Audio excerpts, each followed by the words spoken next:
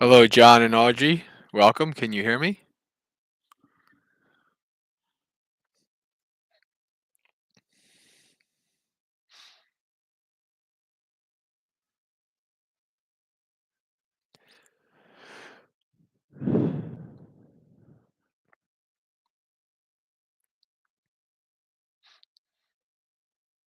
All right, very good. Hello, Diane. Welcome.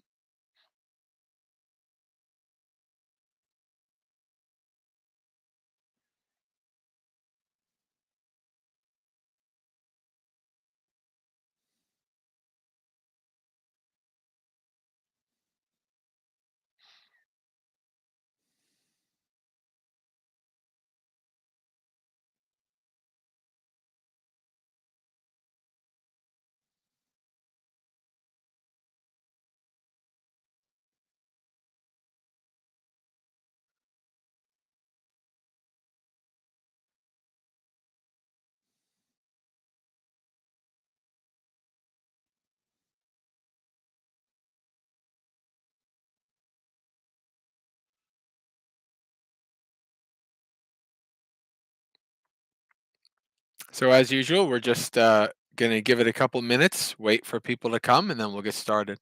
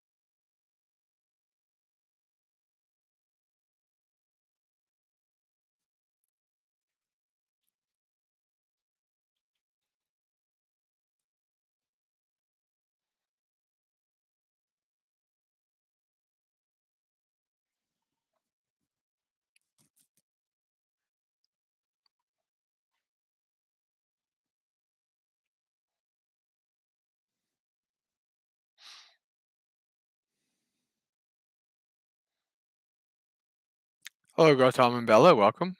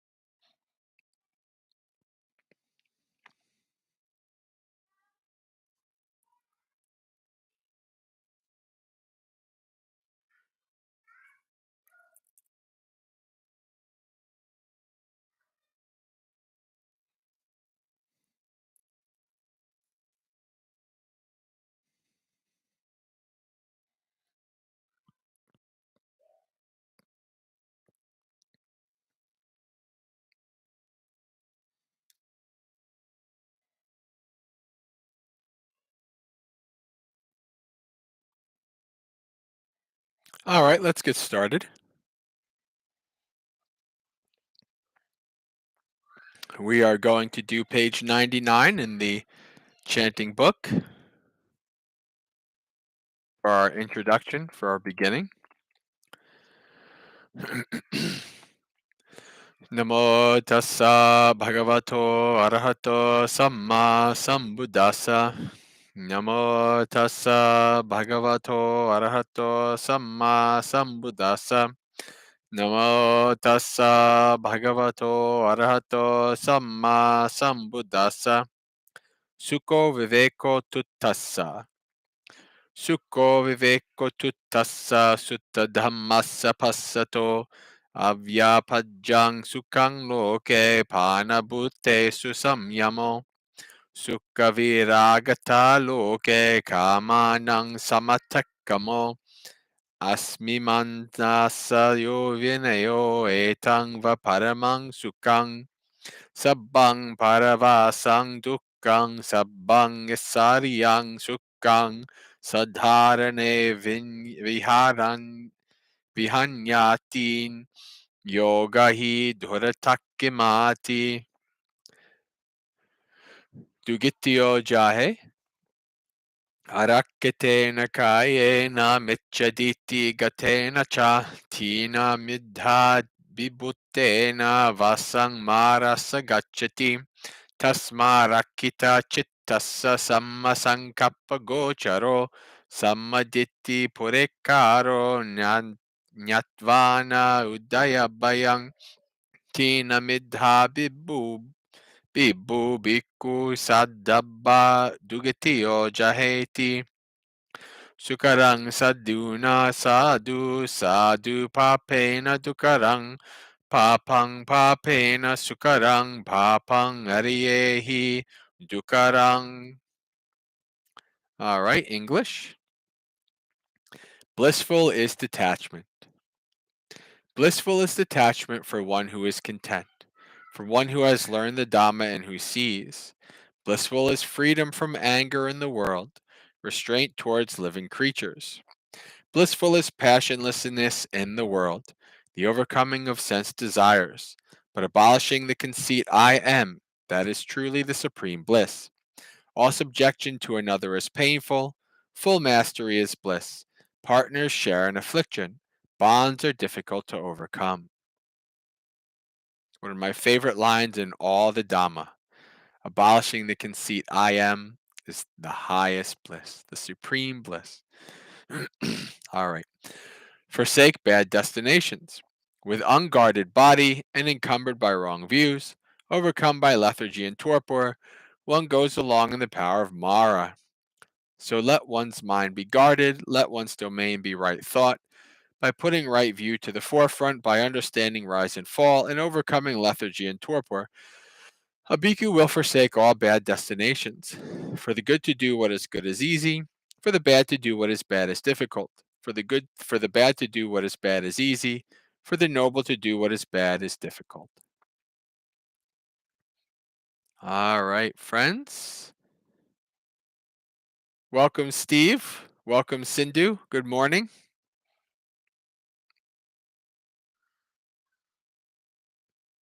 All right, friends. So you all know the drill. I don't think we have any newbies here with us so far tonight. So you know the drill. It's Dhammapalooza, which means 2-hour festival of Dhamma. So if you have any questions you'd like me to go over, if you have any topics you'd like me to discuss or the community to discuss, you can type those in the chat. If not, I have a sutta for us to read.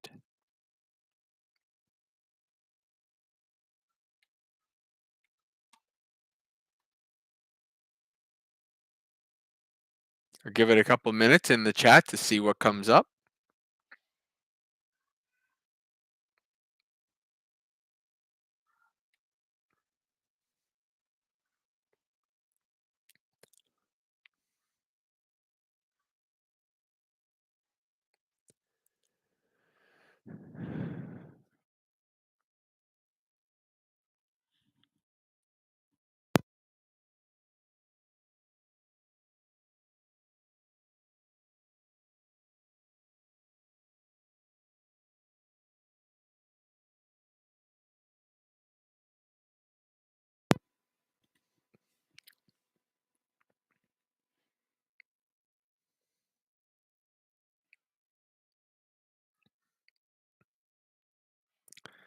Read asks, can you refresh my understanding of appropriate attention? I don't know if I know what. See, this is the thing with English. Um, I've not heard that translation before. I'm thinking it might be somebody's translation for Yoniso Manasikara. Maybe that's what that is? Or is it somebody's translation for Sampajanya?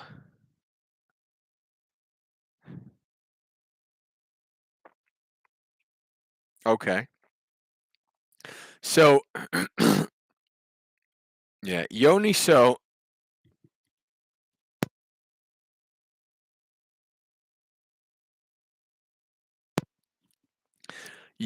means like um the origin. Like yoni means like the womb or like the egg. So Yoniso Manasikara is often translated as, let's see, wise consideration. Trying to think of all the various ways that it's translated. But what yoni is pointing to here, Manasikara means to contemplate, to consider, to investigate. And yoni is like the origin, the root. So you can understand Yoniso Manasikara as trying to understand the origin, trying to understand something at its deepest level. You can understand it as um, in a practical way in terms of something arises in your mind. Are you able to investigate? Are you able to see the origin of why that arose? That's something that you can spend the whole day doing. Why did this thought arise in my mind? What's its origin? Where did it come from? And then you can trace it back like a detective. You can trace it back. Oh, that happened here. Then this happened, and then that happened because I did this, and then this, and depending on how skilled you are and how refined um, your skills of mindfulness and investigation, you can go back pretty far. It's very easy. Like there's, I'll catch myself having a song in my mind, and I won't know exactly where, or like why did this all of a sudden come up? It didn't just do it for no reason. And it was interesting because this just happened to me recently, and I was trying to find the origin of why did this song arise in my mind. And I knew exactly what it was. Because my mind is very musically inclined, I can like my mind can very much tell the difference between two like kind of almost songs that you would never think that go together. But when you actually hear them together, like they have a very similar beat. This is because of metronomes and pianos and things being droned into me and then becoming a guitar player.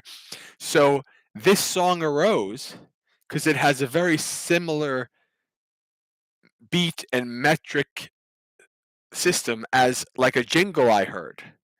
Just a random thing that I heard. And then this song arose.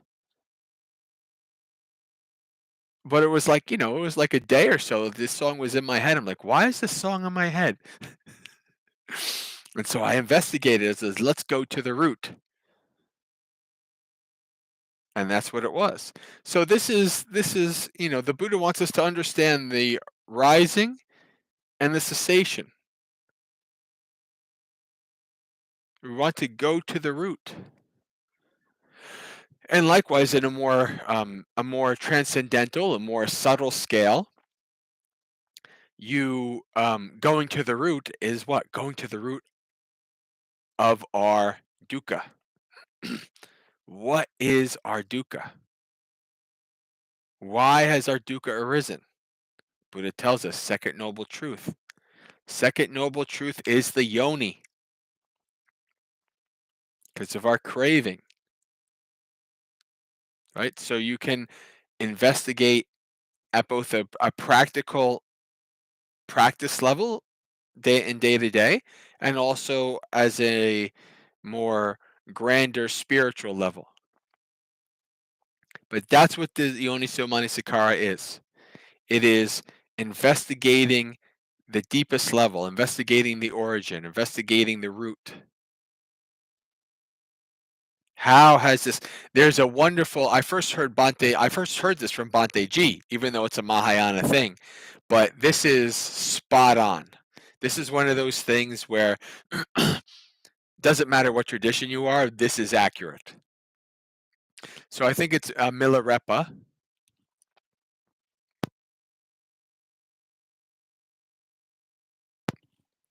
Milarepa, who I basically don't know anything about. I just know he's a famous Mahayana kind of like monk who's maybe a little bit of a renegade, I guess.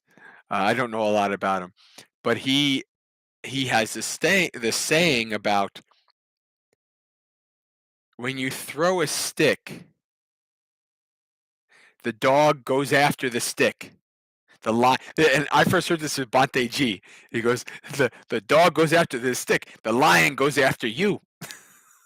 So you be like the lion, right? The dog is chasing all the unimportant things, right? You're running around investigating and chasing all these other silly, the silly mind states and the silly things that kind of have arisen, but you're looking at the symptoms. This is what people are very unfortunately, this is what people do in the world. We focus so much on the symptoms and we mistake the symptoms for the origin. Right? The symptoms are not the illness. The symptoms may point to the illness. You follow the symptoms like an investigator. You follow the trail to the illness. So be like the lion. Don't be like the dog. The stick is just the distraction. The stick is just the external.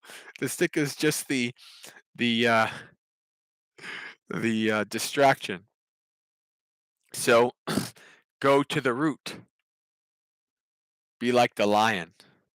All right, and this perfectly fits with roar your lion's roar, right? So this is very good. Yeah, yeah.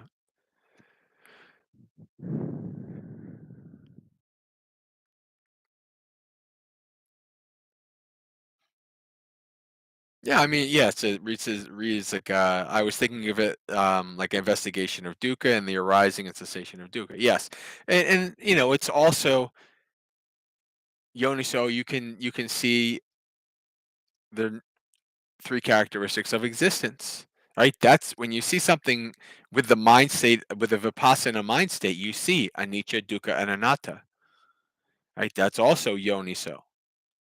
Very to see the deep, to see the origin, to see as deep as you can go. That's yoniso manasikara.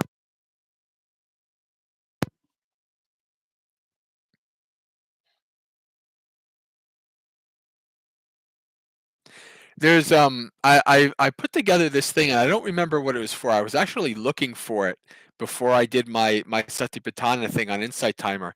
I put together this thing like the words that mean mindfulness. And they're all kind of sati, sampajanya, yoniso manasikara, what was the other one? There's a couple ones. Um, anyway, all of these kind of factors, what we consider when we just think of as mindfulness, the Buddha breaks down into like all these like 5 or 6 different factors, 5 or 6 different qualities of the investigation of mindfulness.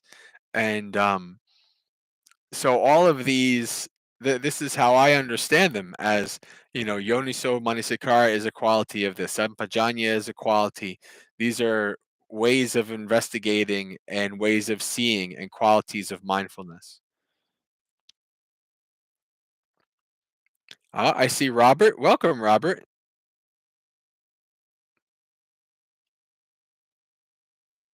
And Steve.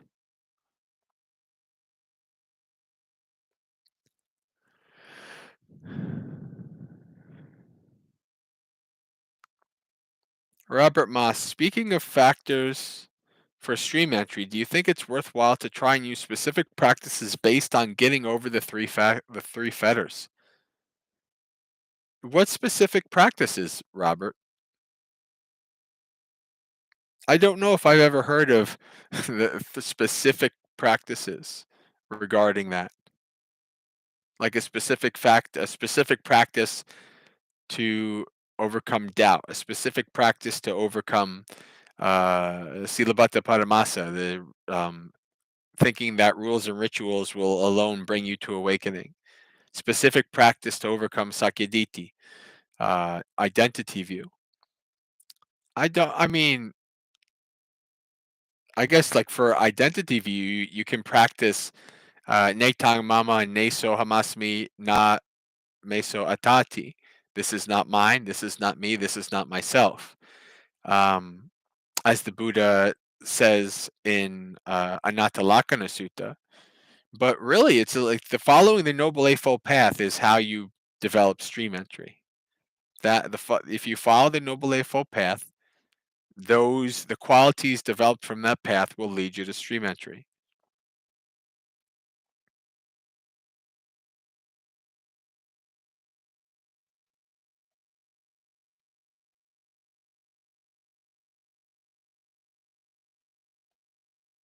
Ah, Steve. Oh yeah, that's a PDF from years ago. Yeah, let me. I can get it for you. Let me.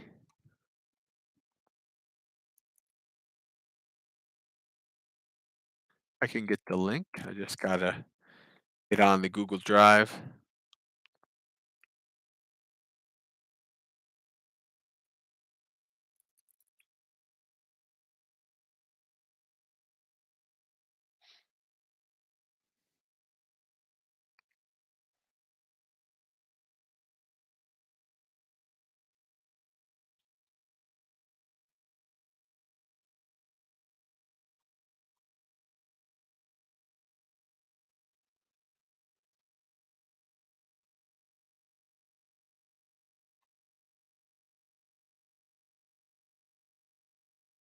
Hmm.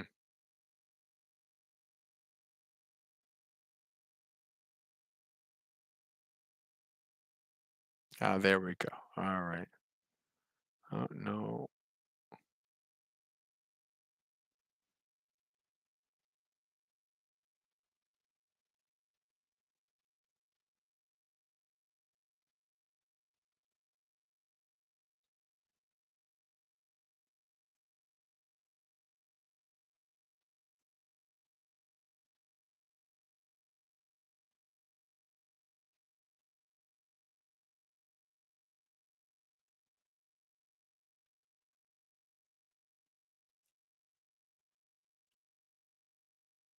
All right, there's the link.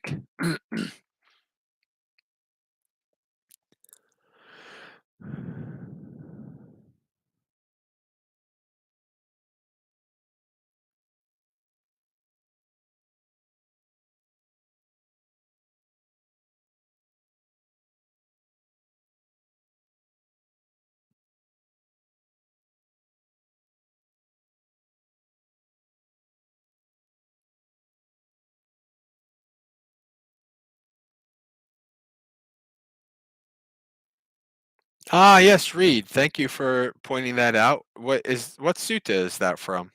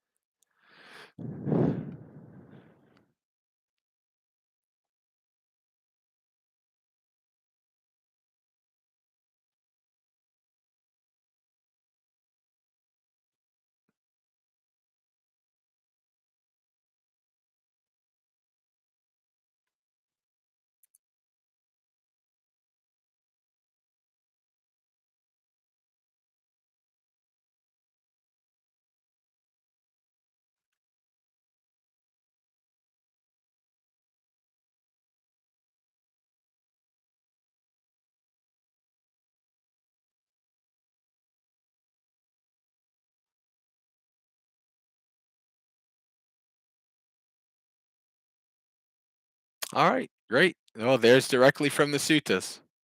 I mean, all of these factors technically are developed by doing the Noble Eightfold Path, but it's good that there's a sutta that gives a bit more specifics.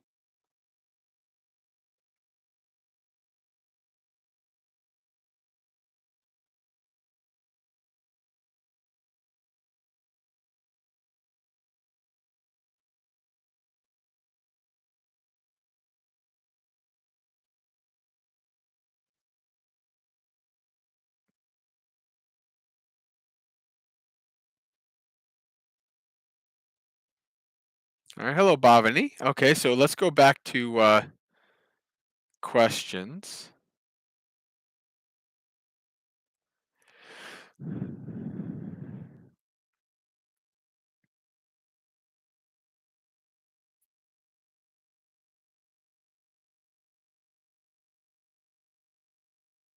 Now let's go to Steve. Can you tell us about how I came to learn Pali? I know Pali. Barely. I mean, I guess I shouldn't compare myself to uh, to the likes of like Bhante Ji and the Sri Lankan monks who have been studying Pali since they were kids. But still, I don't even know if I really know Pali. I'm learning it, but I imagine many years of study, or did it just happen along for you? Um, I find it very beautiful but impenetrable. So, um, learning Pali is as good as you learn a language. Like, in all honesty, I've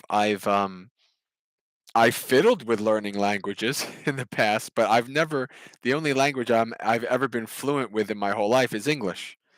So learning Pali and really kind of getting it I can't say I fully get it yet.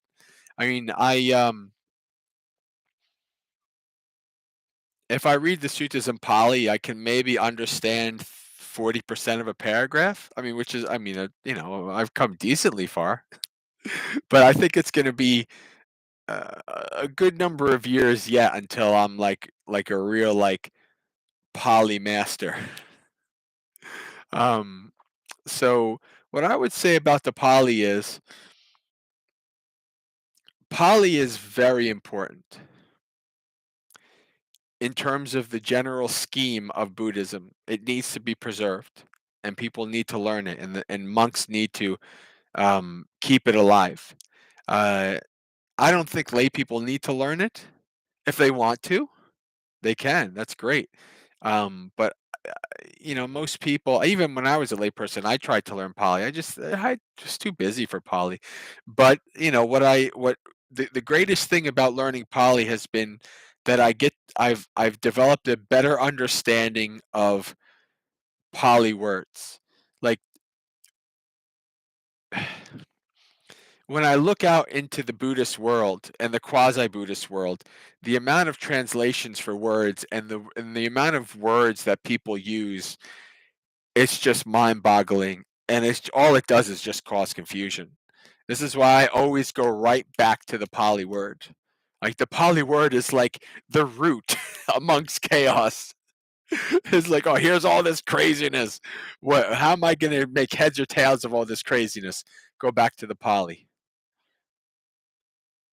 What's the Pali word? What's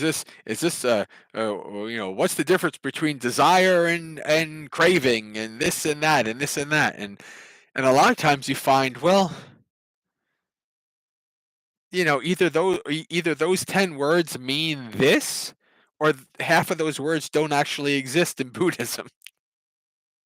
Which one is it? And so knowing the Pali of important words, anatta, dukkha, anicca, tanha, upadana, knowing these very important Pali words is very important because it allows you to understand the teachings deeper. That I've at least 3 or 4 times delving into the deeper meaning of a Pali word has brought forth an insight for me, has allowed me to see the Dhamma in a different way. And then it's like, well, that teacher's saying it wacky. That teacher's saying, no, no, no, no, no, no, no. These teachers like you just kind of, you see when people are rooted and when people aren't. And so I always want to be rooted in the suttas and rooted in the teachings. You know, um, Even when I go off on a lot of my own, if I'm talking about my own views, I'll always try to make sure how they're connected with the suttas. Or if not, I'll just literally tell you, like this may or may not have anything to do with the suttas, but this is my personal experience, kind of a thing. Um, so kind of rooting your understanding in the Pali. Many teachers have said, I've heard it from many teachers, and they say, if you really want to understand the teachings, read it in the Pali.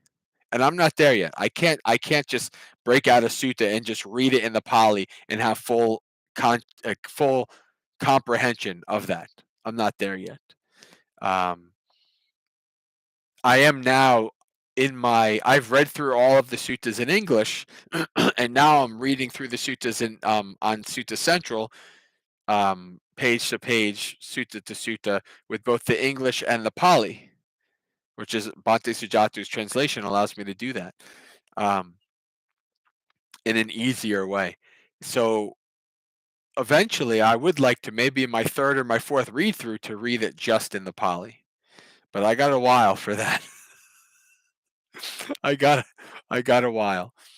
Um, so and for me, but I've met younger guys and people who are more language inclined, and they just pick up the Pali like that, and because it's part of the Indo-European language set, it's part of that Indus Valley culture language set. So there's if you know language, then it becomes easy or easier.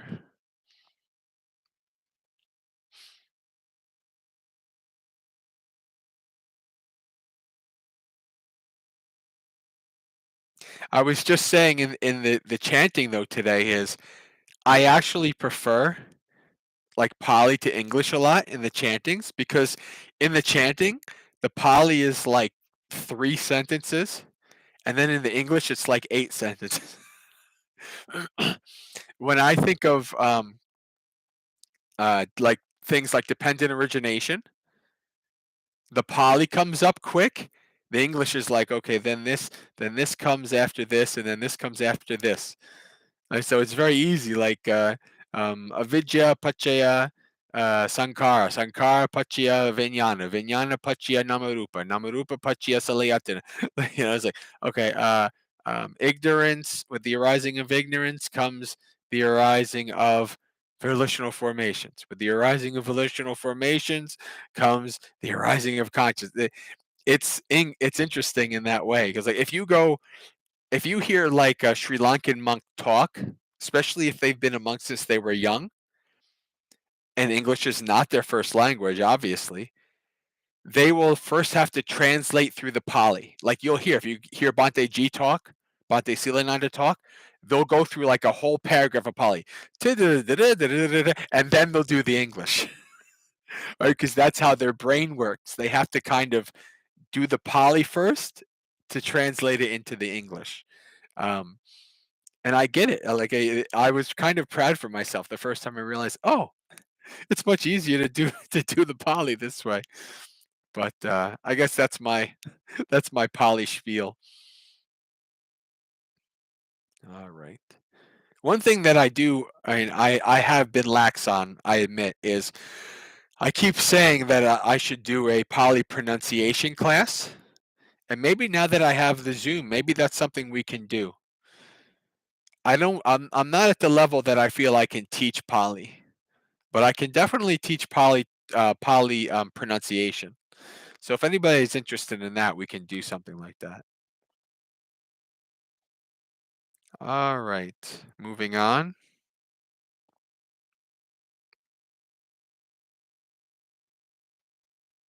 Oh, it jumped a little bit here. Let's see. Hello, Jay Walker. Welcome.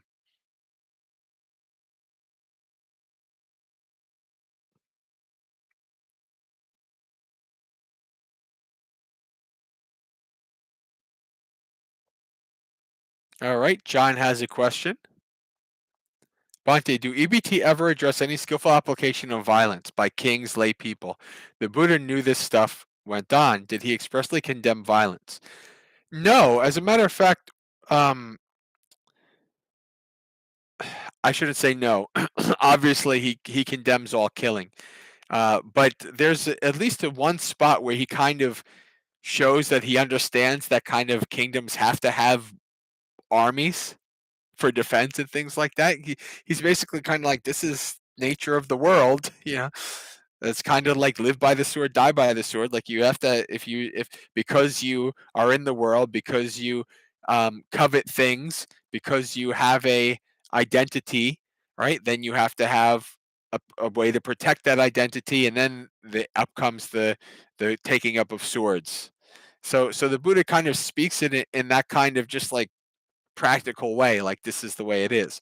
What he does do, there's a wonderful, wonderful sutta, very obscure sutta that I've never really heard anybody talk about much until I found it in the suttas. It's called Rulers. And it starts with the Buddha contemplating. I put it in the Buddha says, I wonder if it's possible to rule legitimately without killing or have someone kill for you, without conquering or having someone conquer for you, without sorrowing or causing sorrow. Do you want to know the answer to that?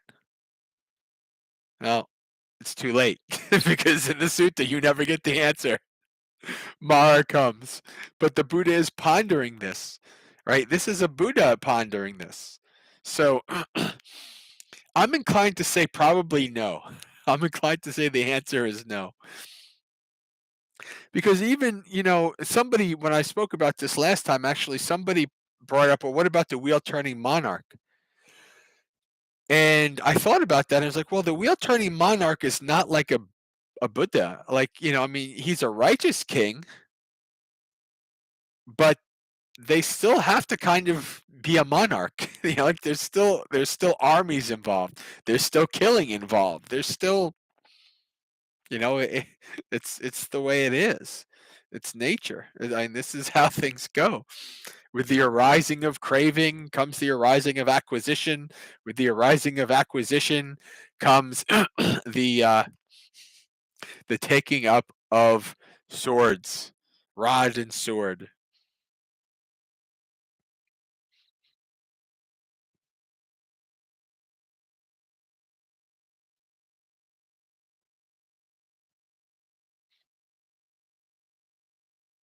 This is where I kind of get like people like cherry pick a few little lines here and there, and then they take the interpretation like the Buddha was like a social crusader, or the Buddha said this about this and that, and this about this, and I think that they're really kind of overreaching. Like the Buddha is very kind of like, well, at least be kind to your slave.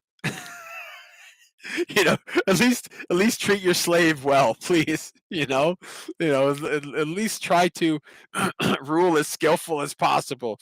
You know, um, and the one sutta we just read it, Sutta Monday recently, where the Buddha's like to the king, he's like, oh, it was the Kalyanamitta Sutta. To the king, he says, when you act skillfully, then you are women of the harem, your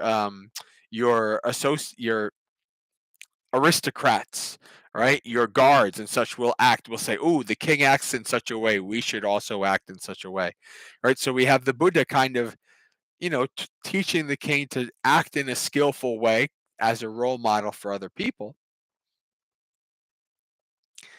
But other than that, you're not going to see the Buddha give a treatise on, you know, ruling without killing or ruling skillfully, things like that.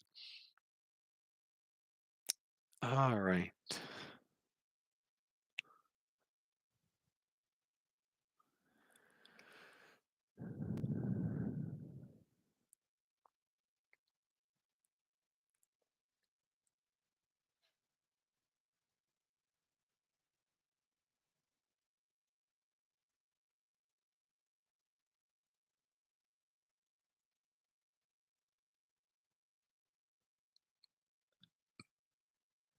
John saying, now we're getting into the interesting weeds.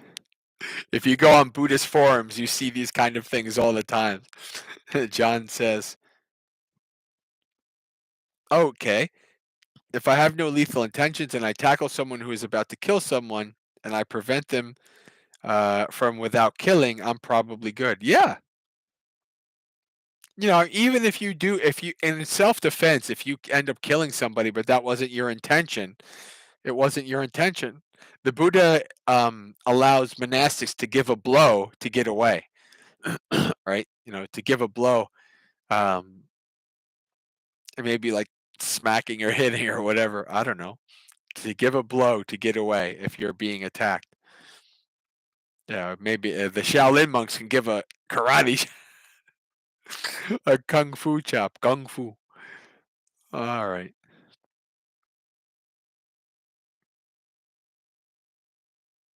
Oh, look at that. Read using the Vinaya language. Strike a blow desiring freedom.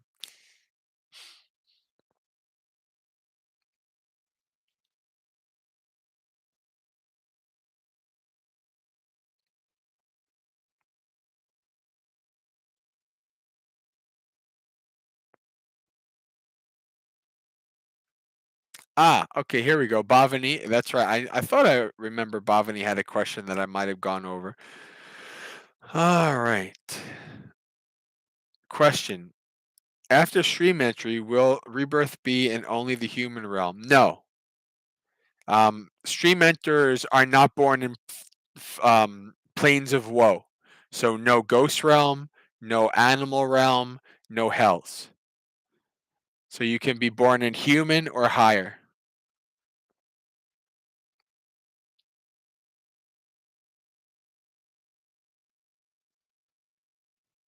This is why Bante G calls it a money back guarantee. He says, in this life, you should at least strive for stream entry. It's a money back guarantee. This way, you're guaranteed to become awakened within 7 lives. I say, even if you're the most lazy stream enter, you're set. You're on the path. There's no going back. You're on the path to awakening. And within those lives, you will become awakened.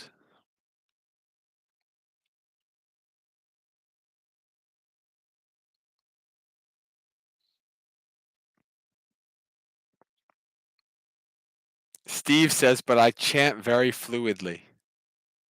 I guess. I mean, there are certain things that I'm very hypercritical about myself. And Polly is one of them. So, uh, but yeah, I guess people say I chant well. I think that they probably haven't really heard any good chanters, but it's the way it goes. I love chanting with lay people because even though I'll botch up like 10 lines, they won't notice.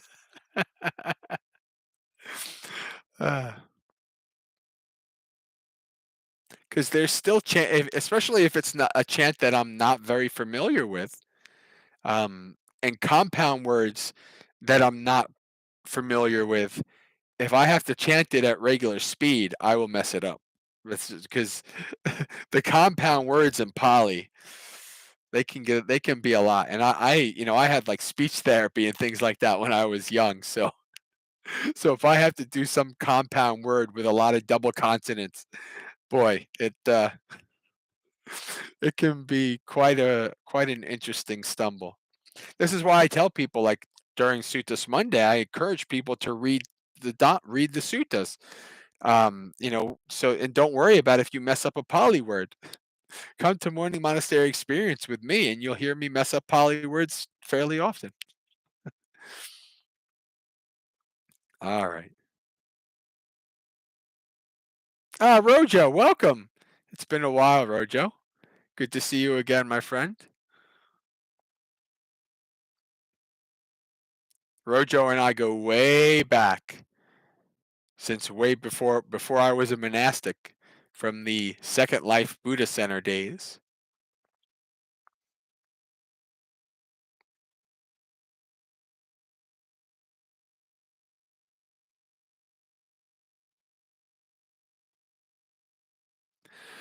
Robert asks a good question that I've never heard really answered. I don't know the answer to this. If you're a stream enter in a previous life and you are born a human, do you stream enter again? No, that I do know. I mean, you're a stream enter. Once you start the path, you don't become a stream enter again. You just continue on with the path. Do you know as a child that you are a stream enterer? This is a good question. I don't know, nor have I heard anybody really give a concise answer to that. Um, I think that, like Bante G and people will say, that you know when you become a stream enterer. Does a child know that they're a stream enterer? I have no idea. I mean, you do have examples in the suttas of children becoming awakened at 7, so maybe they did know. I Yeah, actually, Douse, that this is where I was going. Douse says, my guess would be that you would progress very fast or be lacking of stuff that was uprooted. Yes, that's exactly where I was going. Like that would be kind of maybe the person would kind of, if they learn the Dhamma and they'd notice, oh wait, oh, this is interesting. Maybe I don't have this. But on the other hand, that could also be very diluted too. You could not be a stream enter and be like, oh yeah, no, I don't have any, like a Westerner can be like, I'm born a Westerner. I don't give a crap about these silly rites and rituals. Oh look, I'm 1/3 of the way to stream enter. And I'm like, I don't know about that. I don't know if that's accurate. Uh, I mean, it could be, but like I've never been into rites and rituals. I don't think I'm 1/3 of the way to stream entering. I mean, I tried out the altar thing in my first year or so of Buddhism, 2 years, and then I gave up an altar, and I never had one since. Do I think that's a fetter that I've abandoned? No, I don't think so. I mean, it's possible, but I'm gonna err on the side of probably not, because it's way easy to delude yourself into thinking otherwise. So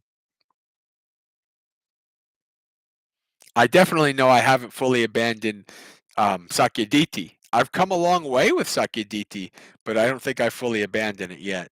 So,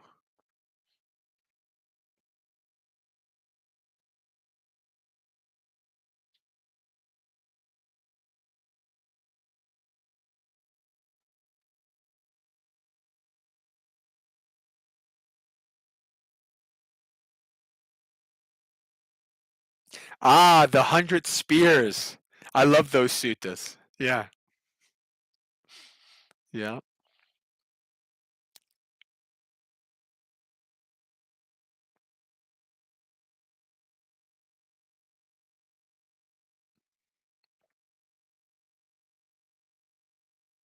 There's various suttas like that where the Buddha kind of says, it's very similar to the finger snap, like better than uh, giving dana 500 barrels of food in the morning, 500 barrels of food in the afternoon, 500 barrels of food in the evening.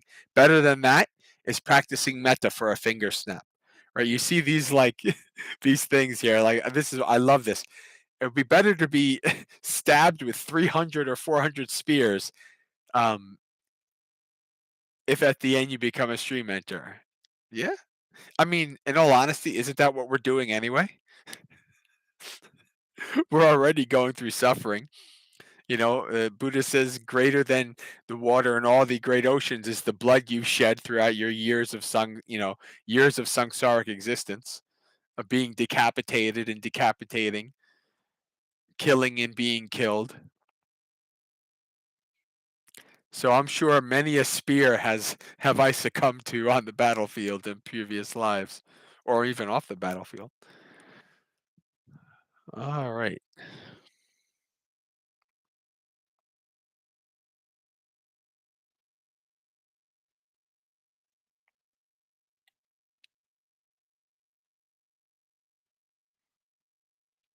All right. Well, I see that we have reached the end of the chat. Why don't we read some suttas?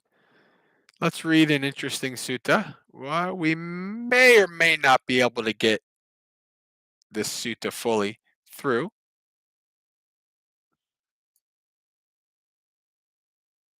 but we'll read it and see how far we get before we do our meditation and close up.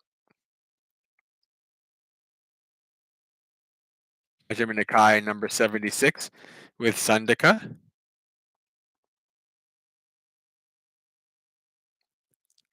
Let me get some water before I get started.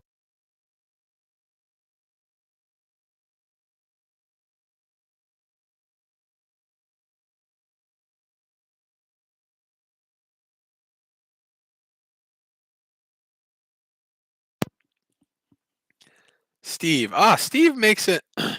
You know what's interesting? I do too. Like when I look back at my life, I see it's like if somebody wanted to make somebody was born and a person was like, what do we do to make this person become a monk? It's like I just look back at my life and I see one domino after another, experiencing lots of death. Check one.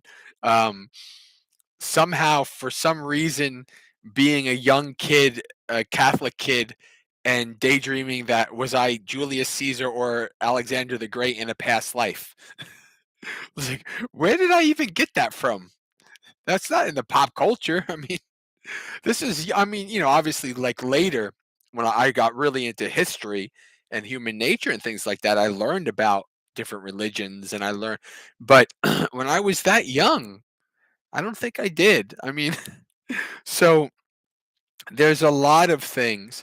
Also, feeling very alien. Like used to literally probably think I was probably half alien. Like maybe I was abducted and put in the womb or something like that. I would because I always felt weird. Um, but it kind of turns out I just felt weird in like the Western Italian Catholic tradition.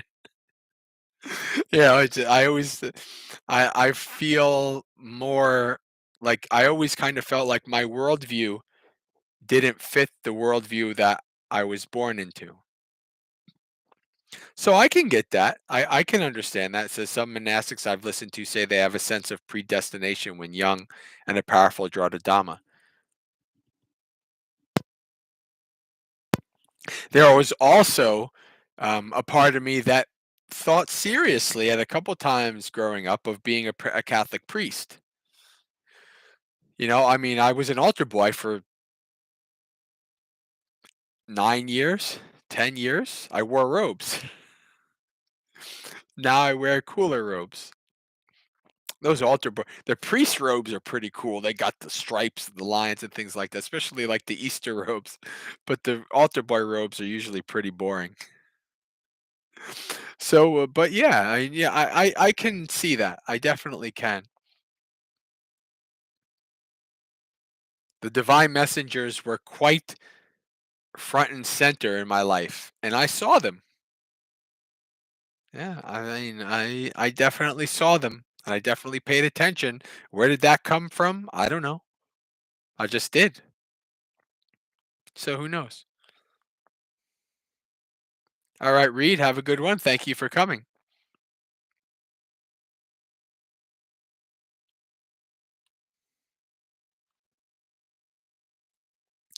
All right, let's read. With Sandaka. So I have heard. At one time, the Buddha was staying near Kosambi at Gosita's monastery. Now, at that time, the wanderer Sandaka was residing at a cave of the wavy leaf fig tree, together with a large assembly of around 500 wanderers.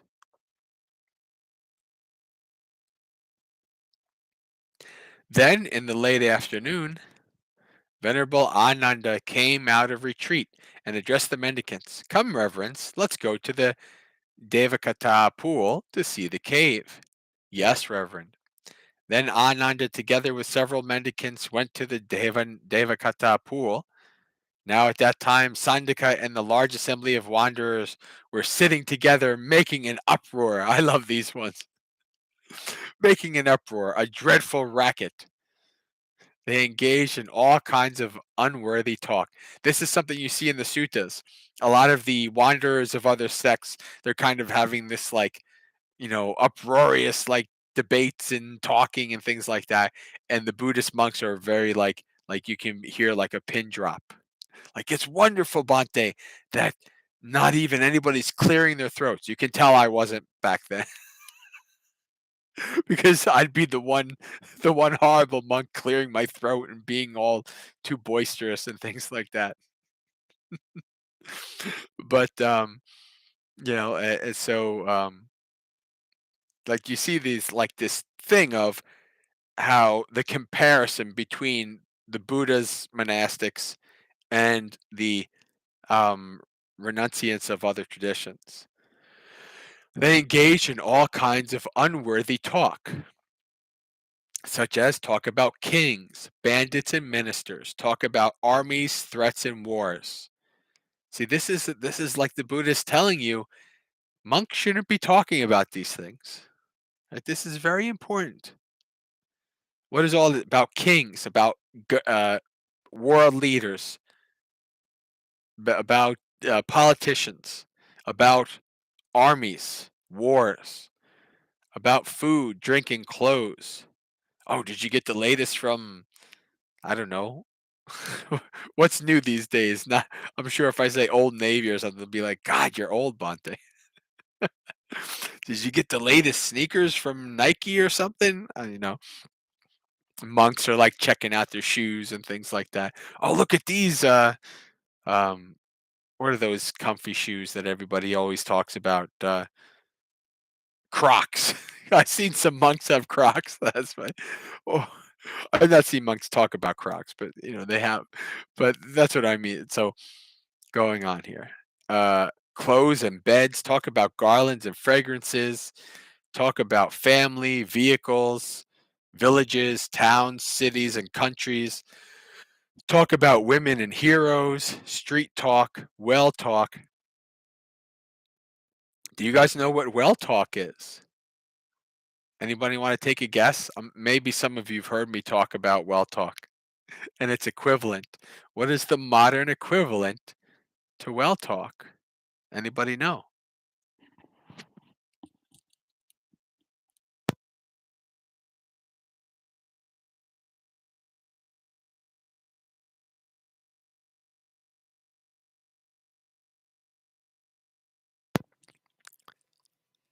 Ah, yes. Water cooler chat. So, well talk, this is something that you have to think about how life was back in the day. You know, maybe in some places, in some cities, some people had pipes that brought water to the house, but most people had to go to the local well to get their water and bring their water back. So you go to the well and there'd be a line because one or two people can get water at a time. So you're sitting there and you're just talking, chatting. Hey, how did you hear about this? How's that going? Did you hear about such and such neighbor cheating on their wife or their husband with such and such neighbor? Like, that's all like the kind of sampapalapa, useless talk that happens when you're hanging around getting water, whether it's 2600 BC or 2020 AD. It's the way it goes. Talk about the departed, motley talk. I love that translation by Bante Sujato. Motley crew talk, tales of land and sea, and talk about being reborn in this state or that state of existence. Sandaka saw Ananda coming off in the distance and hushed his own assembly. Be quiet, good sirs. Don't make a sound. The ascetic Ananda, a disciple of the ascetic Gautama, is coming. He is included among the disciples of the ascetic Gautama, who is residing near Kosambi. Such venerables like the quiet are educated to be quiet and praise the quiet. Hopefully, if he sees that our assembly is quiet, he'll see fit to approach. Then those wanderers fell silent.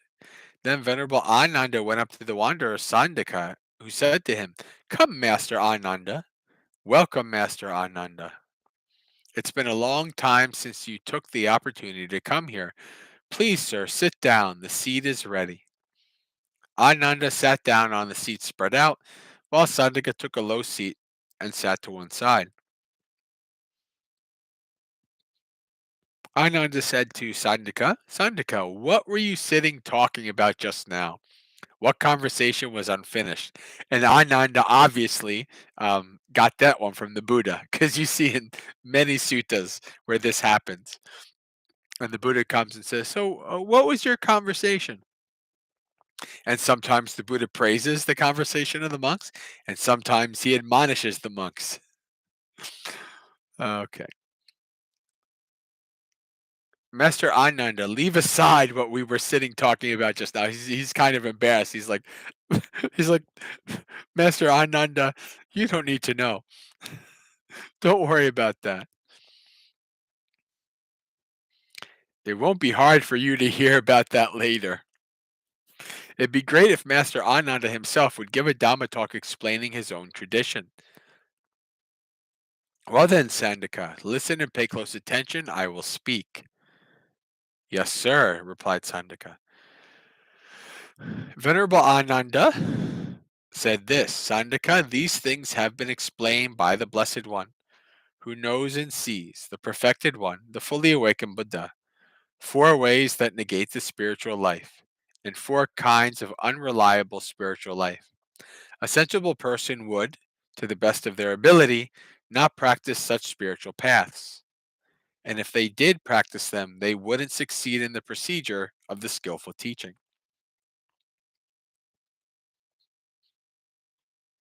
But, Master Ananda, what are the 4 ways that negate the spiritual life, and the 4 kinds of unreliable spiritual life? Sandaka, take a certain teacher who has this doctrine in view. There is no meaning in giving, sacrifice, or offerings, so there's no merit for dana. There's no fruit or result in good and bad deeds. Whatever you do, there's no consequences for your actions. Right? There's no arising of the fruit that you have sown, vipaka, of your karma. Basically saying there's no karma. That's basically what that means. There's no obligation to mother and father. No beings are being reborn spontaneously, so they're saying there's no devas, there's no any of these other silly beings. And there's no ascetic or Brahmin who is well attained and practiced, who describes the afterlife after realizing it with their own insight. So there's no awakened beings. This paragraph is very, very common. What the Buddha, when he is asked what is wrong view, this is wrong view. This paragraph summarizes, in addition to not understanding the Four Noble Truths, this is wrong view. This is michaditi, these things. This person is made up of the 4 primary elements. When they die, the earth in their body merges and coalesces with the main mass of earth. The water in their body merges and coalesces with the main mass of water. The fire in their body merges and coalesces with the main mass of fire. The air in their body merges and coalesces with the main mass of air. The faculties are transferred to space. The 4 men with their bier carry away the corpse. Their footprints show the way to the cemetery. The bones become bleached. Offerings dedicated to the gods end in ashes. That's interesting, isn't it? Offerings dedicated to the gods end in ashes. Giving is a doctrine for morons. That's great. Wait a second here.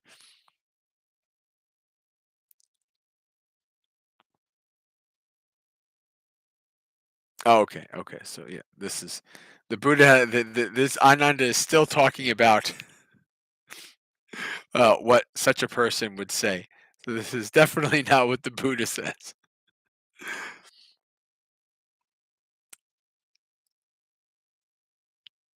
When anyone affirms a positive teaching, it's just hollow, false, and nonsense.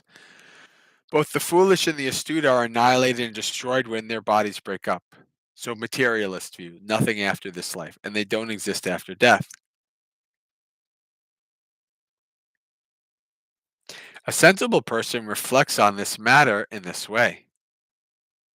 The teacher has such a doctrine in view. If what that teacher says is true, both I, who have not accomplished this, and one who has accomplished it, have attained exactly the same level.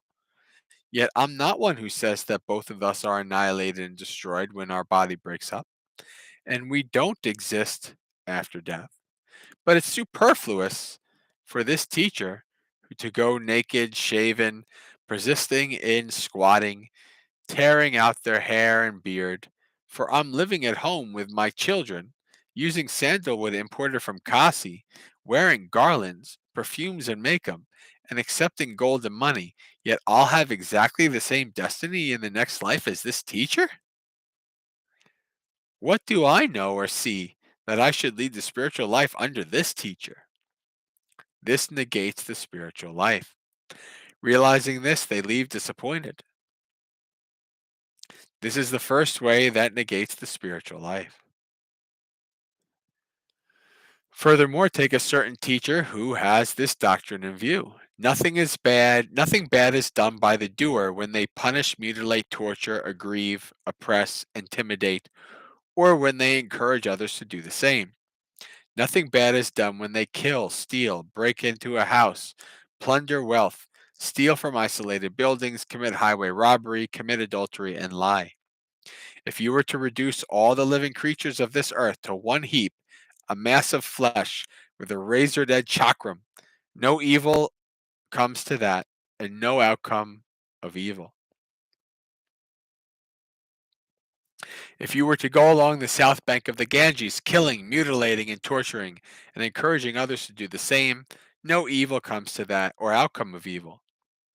If you were to go along the north bank of the Ganges, giving and sacrificing, and encouraging others to do the same, no merit comes from that, and no outcome of evil. In giving self-control, restraint, and truthfulness, there is no merit or outcome of merit. A sensible person reflects on this matter in this way. This teacher has such a doctrine and view. If what that teacher says is true, both I, who have not accomplished this, and one who has accomplished it, have attained exactly the same level. Yet I'm not one who says that when both of us act, nothing wrong is done.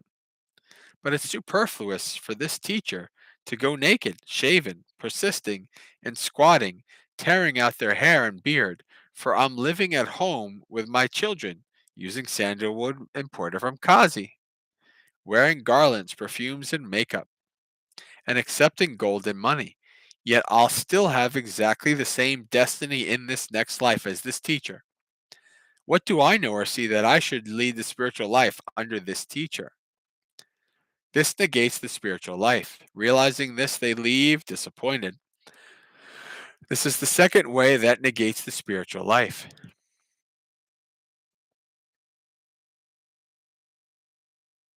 You see this interesting thing here? So, this is a layperson saying, this teacher teaches in this way, and that means that there's no difference between him and me. So, why am I following him? Why am I? What's the point of following this guy? Trying to better myself when we're basically the same, and we're just going to end up in the same situation. It's a good question.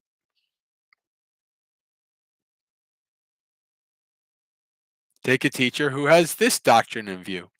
There's no cause or condition for the corruption of sentient beings. Sentient beings are corrupted without cause or reason. There's no cause or condition for the purification of beings. Sentient beings are purified without cause or reason. There is no power, no energy, no human strength or vigor. All sentient beings, all living creatures, all beings, all souls lack control, power, and energy. molded by destiny, circumstance, and nature. They experience pleasure and pain in the six classes of rebirth. So you get this one. This is the thought, well, everything's predetermined. Nothing I do matters. It's just going to happen. Buddha doesn't like this one either. Sentient beings are purified or corrupted with no reason. It's nothing that they did. Mm, Buddha's not having it.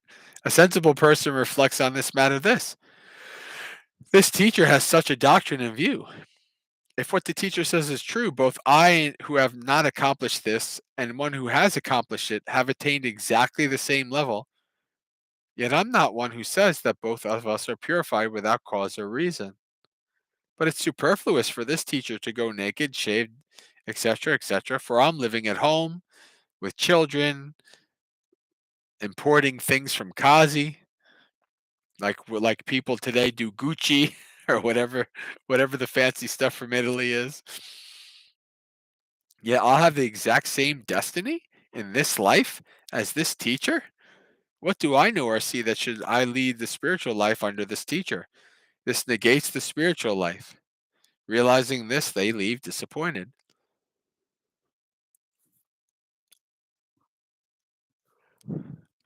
So these are lay people who could have been very good monastics, but they're like, what's the point? Why bother? I'm just going to keep doing what I'm doing. This is the third way that negates the spiritual life. Furthermore, take a certain teacher who has this doctrine in view. There are these seven substances that are not made, not derived, not created, without a creator. Barren, steady as a mountain peak, standing firm like the pillar. They don't move or deteriorate or obstruct each other. They're unable to cause pleasure and pain or neutral feeling to each other. What seven? The substances of earth, water, fire, air, pleasure, pain, and the soul is the seventh.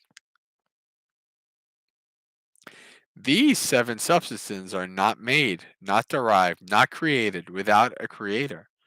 Barren, steady as a mountain peak, and standing firm like a pillar. They don't move or deteriorate or obstruct each other. They're unable to cause pleasure, pain, neutral feeling to each other. And here there is no one who kills or who has made others kill, no one who learns or who educates others, no one who understands or who helps others understand.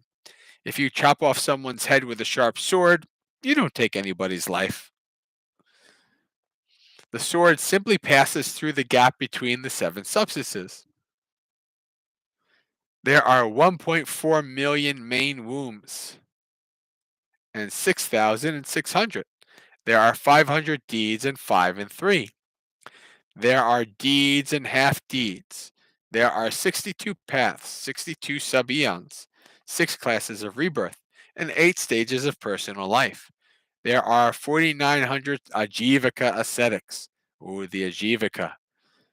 Those are the ones who believe that your actions don't have consequences. They don't matter. Chop everybody up in the world with a chakra. 4,900 wanderers and 4,900 naked ascetics.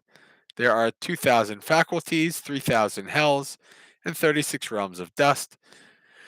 There are 7 percipient embryos, 7 non percipient embryos, and 7 embryos without attachments. There are 7 gods, 7 humans, and 7 goblins.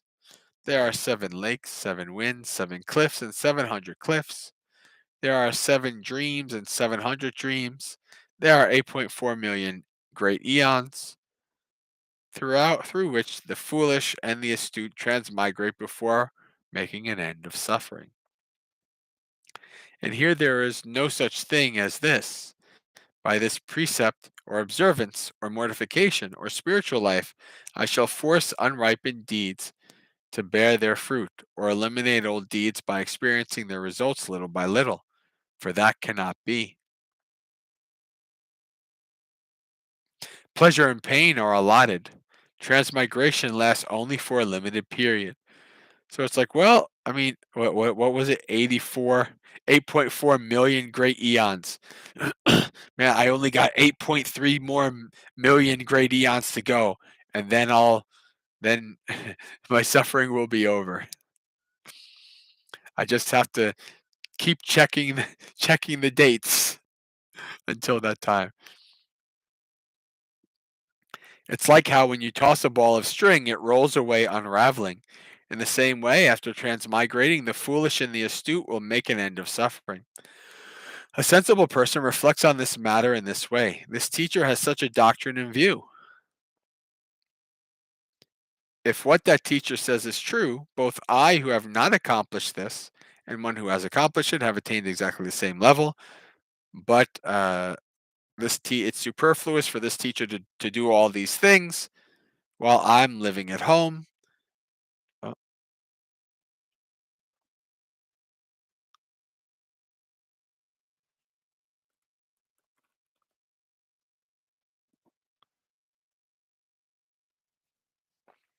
Well, yeah, Steve, this is so. When you read the suttas, you'll see that there's lots of views of the different sects.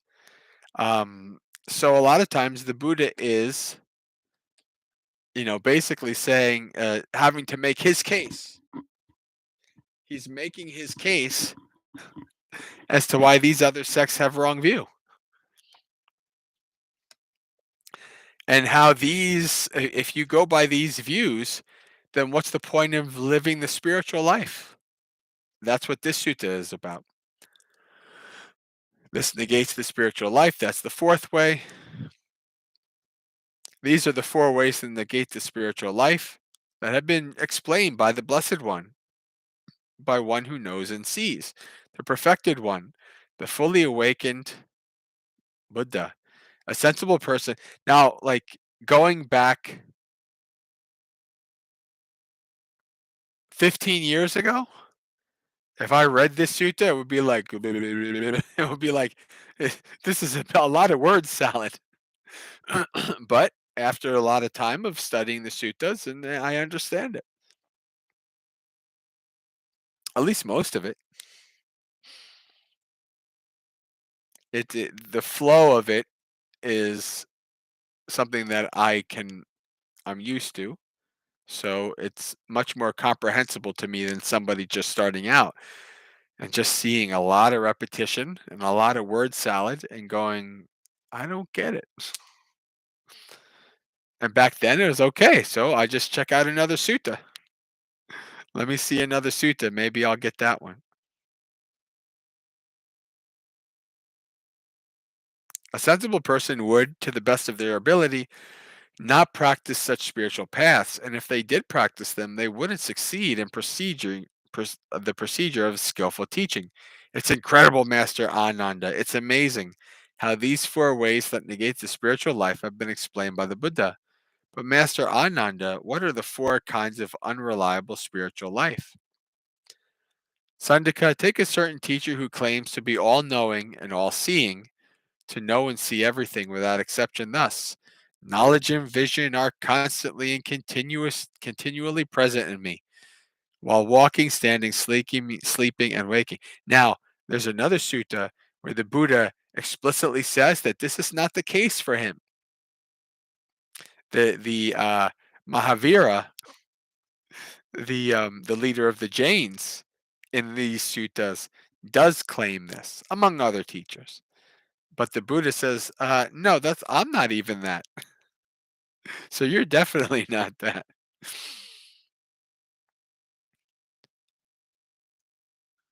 This is like the case of Buddha basically saying that he is not omniscient. So he enters an empty house, he gets no alms food. This is great. This is one of the best. So it's like, okay, so you enter an empty house. Why'd you go in it? If you knew that it was empty, why'd you go? If you knew that you were going to go, a dog was going to bite you, why did you go and have the dog bite you? He encounters a wild elephant, a wild horse, a wild cow. He has the name and clan of a woman or a man. If you knew everything, Why are you asking? He asked the name and path to a village or a town. When asked, why is this? He answers, I had to enter an empty house. That's why I entered it. I had to get no alms food. That's why I got none. I had to get bitten by a dog. That's why I got bitten. I had to encounter a wild elephant, horse, or cow. That's why I encountered them. I had to ask the name and clan of a woman or a man. That's why I asked. I had to know the name and path to a village or town. That's why I asked. A sensible person reflects on this matter in this way. This teacher makes such a claim, but he answers in such a way. The spiritual life is unreliable. Realizing this, they leave disappointed. This is the first kind of unreliable spiritual life. This is one of the main reasons why monastics don't give attainments and talk about attainments to lay people. Because a monk says, "Oh, I'm a stream enterer," and then you look at them do something, you're like, "Wait a second, I don't know if they're really a stream enterer if that's how they acted."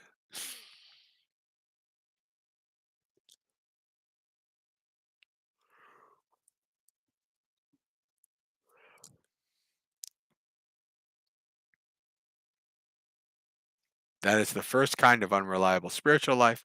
Furthermore, take another teacher who is an oral transmitter, who takes oral transmission to be the truth. He teaches by oral transmission, by lineage of testament, by canonical authority. But when a teacher takes oral transmission to be truth, some of that which he has learned, some poorly learned, some true, and some otherwise. A sensible person reflects on this matter in this way. This teacher takes oral transmission to be truth. He teaches by oral transmission, but by lineage of testament, by canonical authority. But when a teacher takes oral transmission to be the truth, some that is well learned, some poorly learned, some true, and some otherwise. So this is the Buddha basically saying, obviously there's no writing, but I suspect he would have said the same of writing. So he's like saying, the transmission of the teachings is impermanent. Things are you're not going to get the original. You can get close to the original, but you're not going to get the original. You can, if you read all 5,000 pages of suttas, you can get a strong understanding of the general tone of the teachings and what's repeated 18,000 times and what's repeated only once or twice. So you know what's kind of important. But you're never going to get the pure original. That's gone. Even 100 years after the Buddha, that was probably gone. Even if there were people writing, if somebody was there, if Ananda was there and he wrote every word the Buddha ever said, we would still not have all those words exactly as they were written down here today, 2,600 years ago. That's the nature of things. This teacher, sensible person, reflects on this. This teacher takes oral transmission, but some can be true, some could be poorly learned. The spiritual life is unreliable. Realizing this, they leave disappointed. This is the second kind. Furthermore, take another teacher who relies on logic and inquiry. So many Westerners say, logic is good. Logic, if we do logic, then it's infallible. He teaches what he has worked out by logic, following a line of inquiry, expressing his own perspective. But when a teacher relies on logic and inquiry, some of that which is well reasoned, some poorly reasoned, some true, and some otherwise. A sensible person reflects on this. The teacher relies on this inquiry. Uh, but what a teacher relies on logic and inquiry, some of that is well reasoned. The spiritual life is unreliable. Furthermore, take another teacher who is dull and stupid. Because of that, whenever he's asked a question, he resorts to evasiveness and equivocation. You've met people like that, right? Not just not Buddhist, not just Buddhist teachers, but lots of people in the world. They try all kinds of logical fallacies and all kinds of other things. They resort to evasiveness and equivocation. I don't say it's like this. I don't say it's like that. I don't say it's otherwise. I don't say it's not so. And I don't deny it's not so. So basically, you just threw us a word salad. Right? A sensible person reflects on the matter in this way. This teacher is dull and stupid. Because of that, when he's asked a question, he resorts to evasiveness. The spiritual life is unreliable. These are the four kinds of unreliable spiritual life that has been explained by the Blessed One. A sensible person would, to the best of their ability, not practice these lives.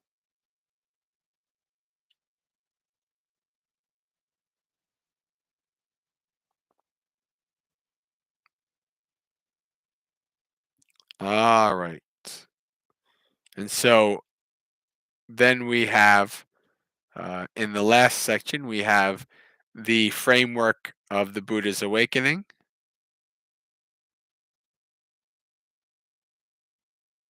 refraining from sensual desire, the hindrances to the jhanas, to the recollections, and then awakening. And that's it. All right, friends. That brings us to the last half hour or so. So why don't we do some meditation and then we can call it a night.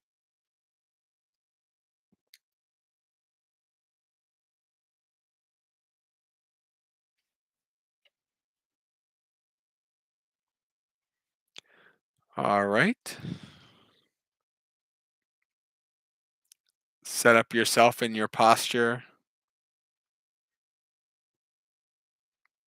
stable and comfortable posture. Scan slowly through your body from your toes to your head.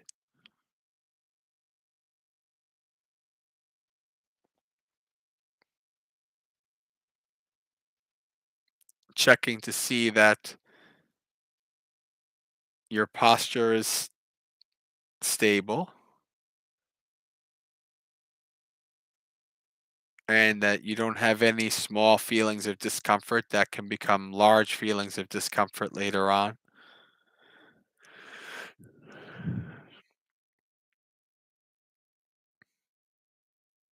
Each time you go through a body part, come into contact with any feeling or sensation that arises there and adjust your posture if needed as necessary.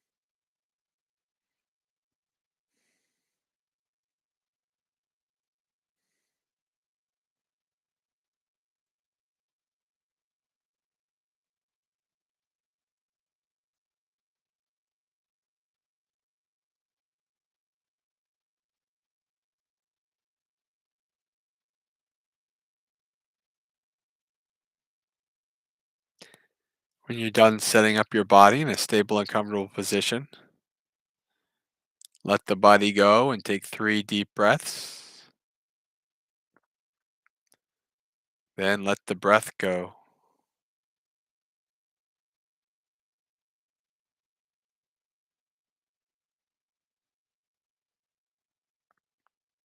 From here on in, try not to control the breath.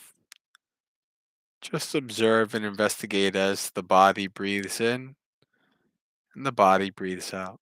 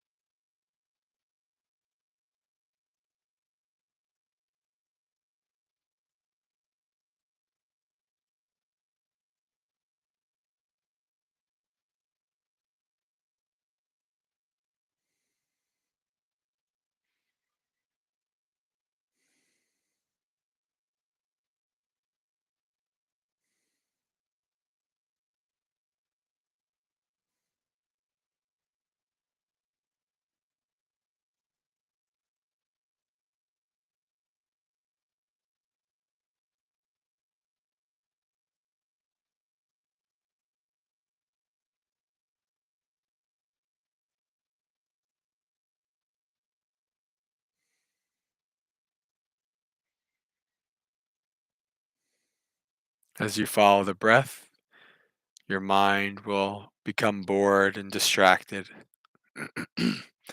It will chase after the past or the future, across the world or the galaxy, or an external distraction like a sound will arise that will attract the mind,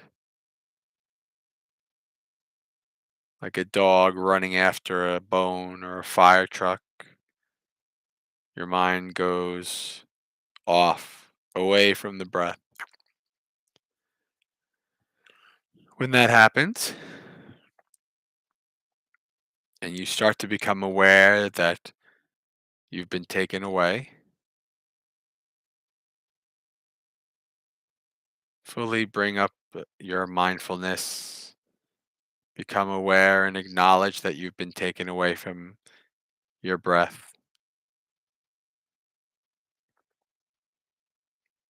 Then practice letting go by not getting averse and pushing it away, nor by getting attached to it and grasping onto it. Simply let it go. Give it no energy. Let it be and return to the breath. Acknowledge, let go, and return.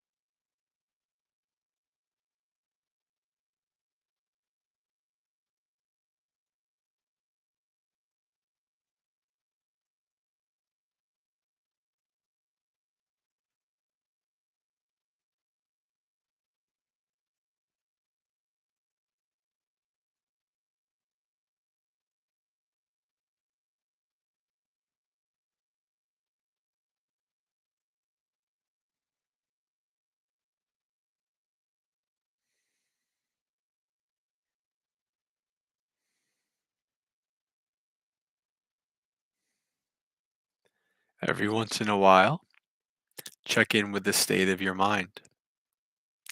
Is your mind becoming more calm and tranquil or not?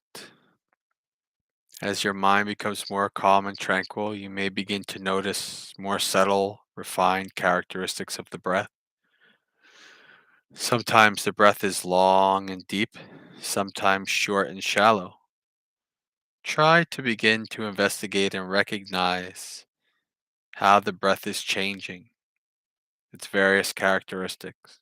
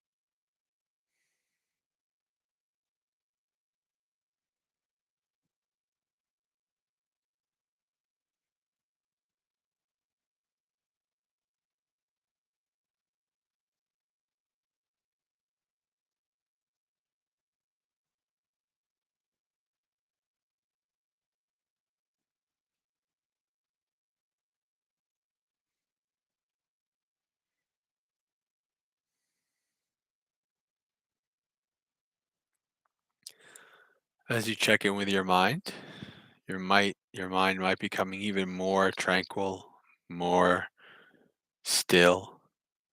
You may begin to notice even further characteristics of the breath,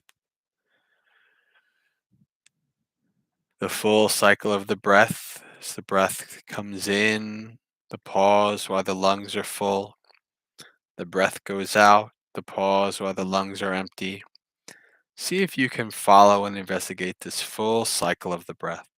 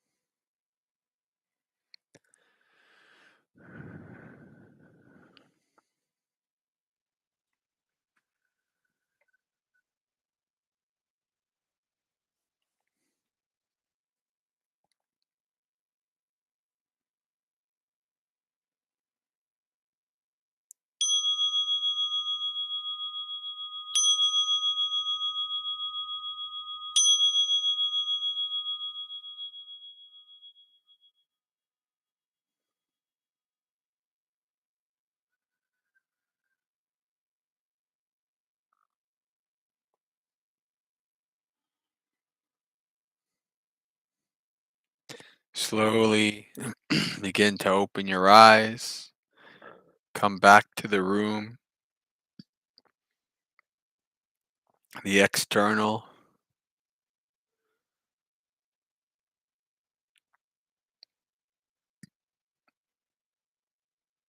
And so we've come to the end of another Dhammapalooza. Let's do our sharing of merits. Dukkha patta chani dukkha, bhaya patta chani bhaya, soka patta chani soka, hontu sabbe pipaniyo, etavata cha mehi sampadang punya sampadang, sabbe deva anumodantu sabba sampatti siddhya, akasata chabumata deva naga mahiddhika, punyang tang anumoditva charang rakantu sasanang.